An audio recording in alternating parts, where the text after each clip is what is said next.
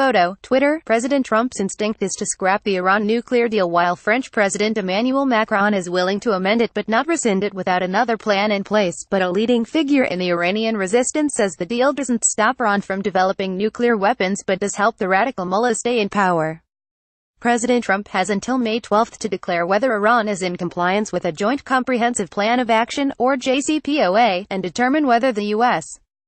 will remain a party to the seven-nation agreement. President Trump and French President Emmanuel Macron in July 2017. Photo, Wikimedia Commons. Alireza Jafarzadeh, Deputy Director of the National Council of Resistance of Iran, told WND and Radio America that despite Tehran's bluster about exiting the deal if the U.S. does, the Iranian leaders badly need the agreement to continue. There's no way the Iranian regime wants to lose this agreement.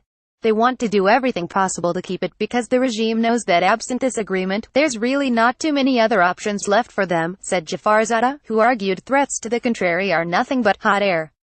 He said that's because internal unrest is reaching a boiling point. The regime is facing tremendous problems domestically, particularly on the economic side of it, Jafarzadeh said. We've seen the uprising going on since December that were built around the economic corruption in Iran and the high rise in prices for very basic food. Inflation is so high. Inflation is skyrocketing. Listen to the WND, Radio America interview with Alireza Jafarzadeh. Iran is clamping down on media outlets and social media, so reports of the ongoing protests are hard to find. But Jafarzadeh said they are still going strong and are appearing in many different parts of the country. The protests are continuing ever since they started. It expanded to 142 cities, starting back in December, said Jafarzadeh, listing off a number of cities seeing major protests in the past several days. Every week, there is a new hotspot in Iran, he said. People are chanting with the same intensity against the regime, making significant demands, none of which the regime can really meet. He said some chants even explicitly scold the government for blaming its problems on America and stating that only the Iranian regime is to blame. Keeping the deal in place is critical for the Iranian leaders because the money that flowed back into Iran from the agreement has been trumpeted as the solution to Iran's economic problems. However, even that good fortune could soon backfire on Iran's leadership once the people realized that all the money that was given to the Iranian regime ended up in the pocket of the mullahs, the ayatollahs, and the Revolutionary Guard. Jafarzadeh continued, it was basically the military structure and the clerical structure that benefited from that. Imagine if there's more pressure built against the regime, what kind of political problems it's going to create for the Iranian regime. The more pertinent issue for Trump, Macron and other world leaders is whether the JCPOA is actually preventing the advancement of Iran's nuclear program. Jafarzadeh is convinced it doesn't.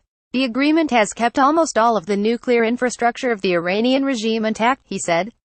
It has allowed the research and development of more advanced centrifuges that could actually enrich uranium much faster and more efficiently further down the road. It hasn't put any meaningful restrictions on the missile program of the Iranian regime, which is really marching forward with more missile tests on nuclear-capable ballistic missiles. And it has this ridiculous sunset clause. In a few years, all those restrictions on the nuclear program are removed. And he said the hurdles to inspections make enforcement of the existing deal virtually impossible. Most importantly, there's no serious access and inspection of a number of nuclear sites where the core of the nuclear program of Iran is, Jafarzadeh said. It's not just the enrichment but the weaponization part of the program. We exposed at least 6 nuclear sites we believe need to be inspected. He said the bottom line is the JCPOA doesn't stop Iran from getting nukes.